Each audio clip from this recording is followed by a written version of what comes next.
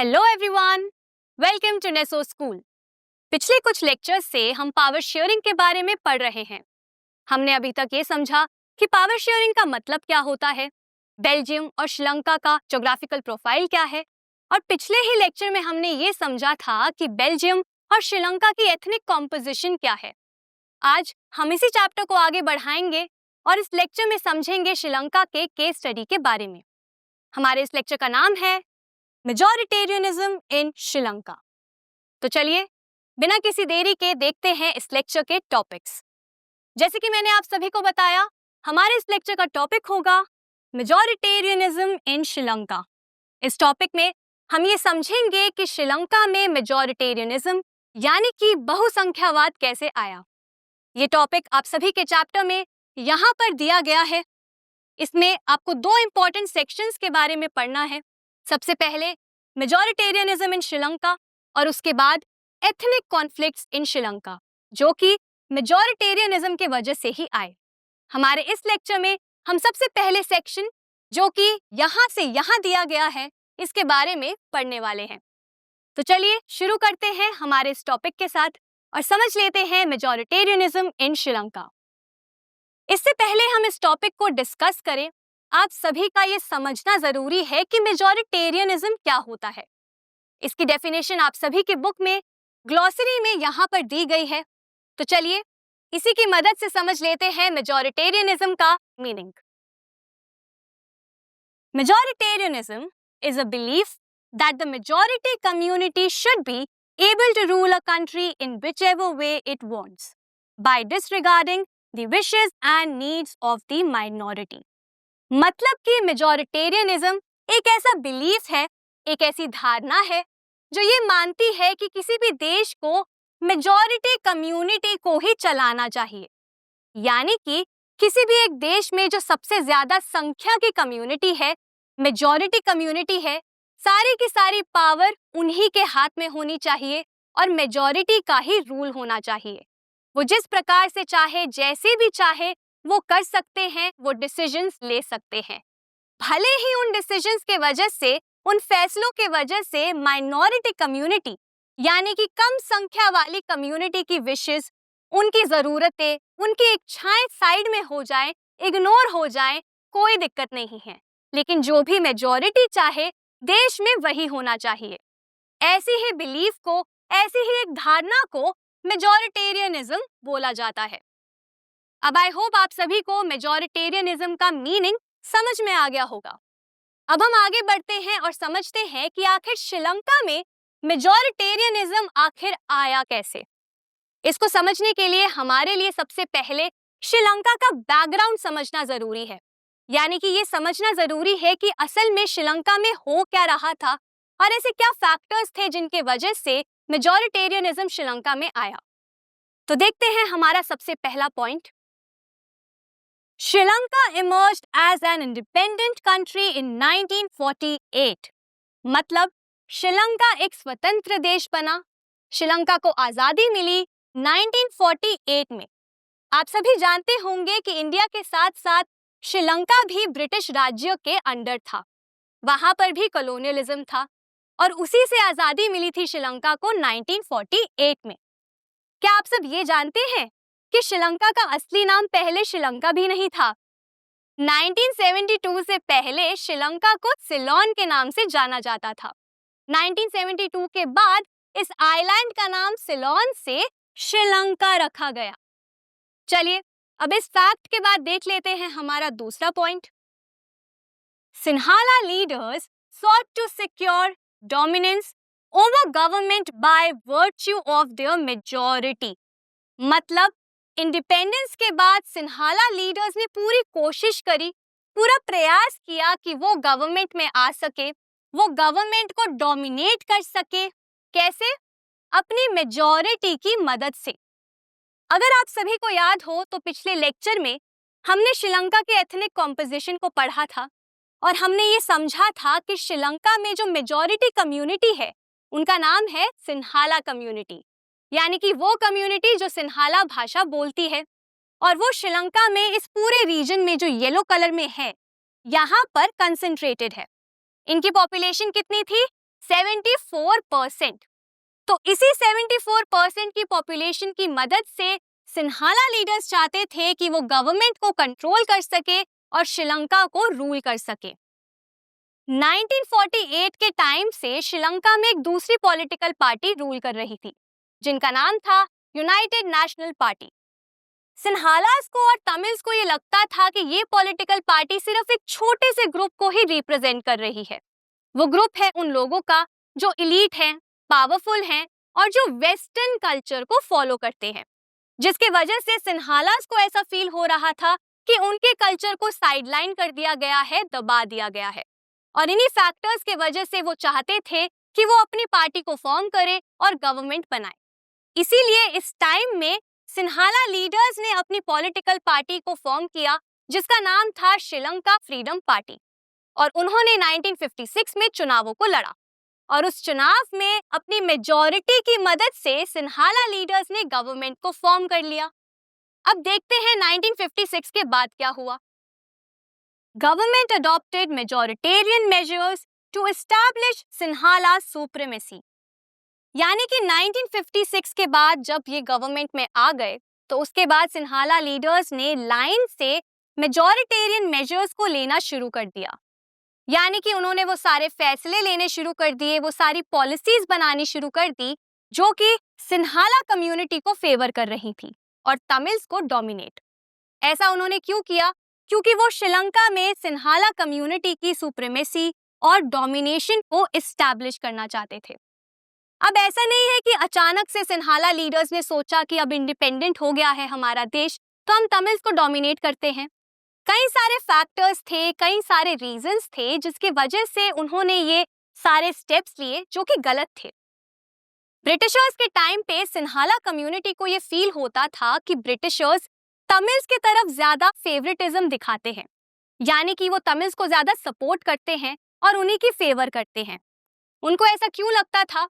क्योंकि ज्यादातर जो स्कूल्स थे, यानी कि जो इंग्लिश भाषा वाले स्पेशली स्कूल्स थे, वो तमिल प्रोविंसेस में ही लोकेटेड थे। इसीलिए सिन्हालास को ज्यादा एजुकेशन नहीं मिल पाती थी। उसके बाद उनको ये भी लगता था कि गवर्नमेंट जॉब्स में भी तमिल्स को ज्यादा जॉब्स दी जा रही हैं एज कंपेयर टू सिन्हालास। उनको ये भी लगता था कि जब इंडिया से ब्रिटिशर्स तमिल्स को श्रीलंका लेके गए टी प्लांटेशन वर्कर्स के फॉर्म में, तो श्रीलंका में तमिल्स की पॉपुलेशन और भी ज्यादा बढ़ गई, जिनको आज के टाइम पर हम इंडियन तमिल्स के नाम से भी जानते हैं। इन्हीं सब फैक्टर्स के वजह से सिन्हालास को लगता था कि ब्रिटिशर्स उनके साथ गलत कर रहे हैं, उनके कल्चर को दबा रहे हैं, उनको ना नौकरियां दे रहे हैं और ना ही उनके कल्चर को आगे बढ़ने दे रहे हैं। इन्हीं सब चीजों के वजह से सिन्हाला के अंदर काफी ज्यादा फ्रस्ट्रेशन था और गुस्सा था। इसीलिए जैसे ही इंडिपेंडेंस हुआ, सिन्हाला कम्युनिटी ने पूरी कोशिश करी कि वो किसी तरीके से अपने कल्चर को और अपनी कम्युनिटी को श्रीलंका में एस्टैब्लिश कर सके और सबसे ऊपर एक दर्जा दे सके। अब देखते हैं कि ऐसे कौन से मेजर्स थे जो सिन्हाला कम्युनिटी ने लिए जिसके वजह से श्रीलंका में आने वाले टाइम में काफी ज्यादा दिक्कतें आईं। सबसे पहला मेजर था, इन 1956 Sinhala was declared the only official language disregarding Tamil। 1956 में सिन्हालास ने एक एक्ट को पास किया जिसका नाम था सिन्हाला ओनली एक्ट। उस एक्ट में उन्होंने सिन्हाला भाषा को ऑफिशियल लैंग्वेज डिक्लेयर कर दिया श्रीलंका का, जिससे सबसे ज्यादा नुकसान तमिल्स को हुआ। अब आप सोच सकते हैं कि ऐसा क्यों, तमिल्स को ही सबसे ज्यादा नुकसान क्यों हुआ? जैसे मैंने अभी आपको बताया कि ब्रिटिशर्स के टाइम पर गवर्नमेंट जॉब सबसे ज्यादा तमिल्स के पास थी, तो जो श्रीलंका का पब्लिक सेक्टर था वो तमिल डोमिनेटेड था। तो जब सिन्हाला लीडर्स ने सिन्हाला लैंग्वेज को ऑफिशियल लैंग्वेज बनाया, तो उसके वजह से जो ऑलरेडी वहां पर तमिल लोग काम कर रहे थे उनके लिए परेशानियां बढ़ गईं, क्योंकि इस एक्ट के अंदर एक कंपल्शन ला दिया गया और वो ये था कि जिसको भी गवर्नमेंट जॉब करनी है या जिसको भी पब्लिक सेक्टर में एम्प्लॉयमेंट चाहिए या अपने एम्प्लॉयमेंट को कंटिन्यू करना है, उनको सिन्हाला भाषा को क्वालिफाई करना था। अब जो लोग तमिल भाषा बोलते थे वो एकदम से सिन्हाला तो नहीं सीख सकते थे। इसी कारण से सबसे ज्यादा जो इम्पैक्ट पड़ा वो तमिल्स को पड़ा। तमिल्स ने इसका विरोध भी किया उन्होंने काफी वायलेंट प्रोटेस्ट भी किए, जिसके बाद सिन्हाला लीडर्स ने ये अनाउंस किया कि तमिल प्रोविंसेस में तमिल को ऑफिशियल लैंग्वेज बना दिया जाएगा। उन्होंने इसके लिए पैक्ट को भी साइन किया, लेकिन उसके बाद कई सारे सिन्हालीज ने इसका विरोध किया, जिसके वजह से उस पैक्ट को खारिज कर दिया गया और सिन्हाला को ही ऑफिशियल लैंग्वेज बना दिया गया। इसके बाद एक दूसरा मेजर आया। The government followed preferential policies favoring Sinhala applicants for university positions and government jobs. भाषा के बाद सिन्हाला लीडर्स ने सीधा जॉब्स और एजुकेशन के एरिया में तमिल्स को टारगेट किया। जो भी पॉलिसीज उसके बाद गवर्नमेंट ने बनाई वो सिन्हाला एप्लीकेंट्स को फेवर करने के लिए बनाई, जैसे कि जो भी यूनिवर्सिटी पोजीशंस थी, गवर्नमेंट जॉब्स थी, वहां पर वो सारे ऐसे ही रूल्स बनाते थे जो कि सिन्हाला कैंडिडेट्स को, सिन्हाला एप्लीकेंट्स को फेवर करते थे और तमिल्स को नहीं, जिसके वजह से कई सारी जॉब्स जो थी वो सिर्फ सिन्हालास को ही मिल रही थी। इसी के साथ साथ सिन्हाला लीडर्स ने एजुकेशन में भी यही सेम काम किया। यूनिवर्सिटीज में उन लोगों ने एक रूल बना दिया जिसकी वजह से तमिल्स को ज्यादा मार्क्स स्कोर करने पड़ते थे as compare to Sinhala candidates. ऐसा इसीलिए किया गया ताकि एजुकेशनल यूनिवर्सिटीज में भी सिन्हाली एप्लीकेंट सबसे ज्यादा हों। तो भाषा के बाद गवर्नमेंट ने एजुकेशन में और जॉब्स में भी तमिल को साइड करना शुरू कर दिया और सिन्हालास को ज्यादा ऊपर रखना शुरू कर दिया, जिसके वजह से सिन्हालास और तमिल्स के बीच में जो रिश्ते थे वो बिगड़ने लग गए। इसके बाद आया तीसरा important measure. A new constitution required the state to protect and foster Buddhism. 1972 में श्रीलंका ने एक नया कॉन्स्टिट्यूशन बनाया। उस कॉन्स्टिट्यूशन को उन्होंने 1978 में बदल भी दिया, लेकिन दोनों ही कॉन्स्टिट्यूशन में एक चीज कॉमन थी और वो थी कि दोनों ही कॉन्स्टिट्यूशन में बुद्धिज्म को सबसे ऊपर दर्जा दिया गया। कॉन्स्टिट्यूशन में ये बोला गया कि बुद्धिज्म को स्टेट प्रोटेक्ट करेगी और साथ ही साथ एनकरेज करेगी, यानी कि फॉस्टर करेगी। अब आप खुद सोचिए, एक देश जहां पर अलग अलग रिलीजन के लोग रहते हैं, कुछ बुद्धिस्ट हैं, कुछ हिंदू हैं, कुछ मुस्लिम्स हैं, कुछ क्रिश्चियंस हैं, उन सभी रिलीजन्स के देश में अगर किसी एक रिलीजन को सबसे ऊपर दर्जा दे दिया जाएगा और कॉन्स्टिट्यूशन में ये लिख दिया जाएगा कि स्टेट सिर्फ उसी रिलीजन को प्रोटेक्ट करेगी, फॉस्टर करेगी, तो क्या होगा? श्रीलंका में जो बाकी रिलीजन के लोग थे उनके सेंटिमेंट्स काफी ज्यादा हर्ट हुए इस एक मेजर के वजह से। तमिल्स को ये लगने लग गया कि उनका कल्चर, उनकी भाषा, उनकी जॉब्स, उनकी एजुकेशन, हर चीज को साइड पे कर दिया गया है और गवर्नमेंट सिर्फ और सिर्फ सिन्हालास को ही सपोर्ट कर रही है और सिन्हाला के कल्चर को ही सबसे ऊपर दर्जा दे रही है। और इसी के बाद से तमिल्स और सिन्हालीज के बीच के रिश्ते इतने बिगड़ गए कि वो एक कॉन्फ्लिक्ट में बदल गए। तो यहाँ पर हमने क्या देखा? यहाँ हमने देखा कि किस तरीके से सिन्हाला लीडर्स ने 3 इंपॉर्टेंट मेजर्स लिए। सबसे पहले उन्होंने सिन्हाला को ऑफिशियल भाषा बना दिया। उसके बाद उन्होंने गवर्नमेंट जॉब्स में, एजुकेशन, यूनिवर्सिटीज में हर जगह प्रेफरेंशियल पॉलिसीज को लागू किया और उसके बाद उन्होंने बुद्धिज्म को सबसे ऊपर दर्जा दिया और कॉन्स्टिट्यूशन में ये लिख दिया कि बुद्धिज्म को ही स्टेट प्रोटेक्ट और फॉस्टर करेगी। तो इसी के साथ हमारा ये टॉपिक खत्म होता है जिसका नाम था मेजॉरिटेरियनिज्म इन श्रीलंका। तो आज इस लेक्चर में हमने क्या समझा? हमने ये समझा कि 1948 के बाद जब श्रीलंका को इंडिपेंडेंस मिली तो सिन्हाला लीडर्स ने अपनी मेजॉरिटी का गलत फायदा उठाया, उन्होंने अपनी पावर का गलत फायदा उठाया और कुछ गलत मेजॉरिटेरियन मेजर्स लिए। इन्हीं मेजर्स के वजह से आने वाले टाइम में श्रीलंका में काफी ज्यादा एथनिक कॉन्फ्लिक्ट्स हुए। उन एथनिक कॉन्फ्लिक्ट्स के बारे में हम डिटेल में अगले लेक्चर में समझेंगे।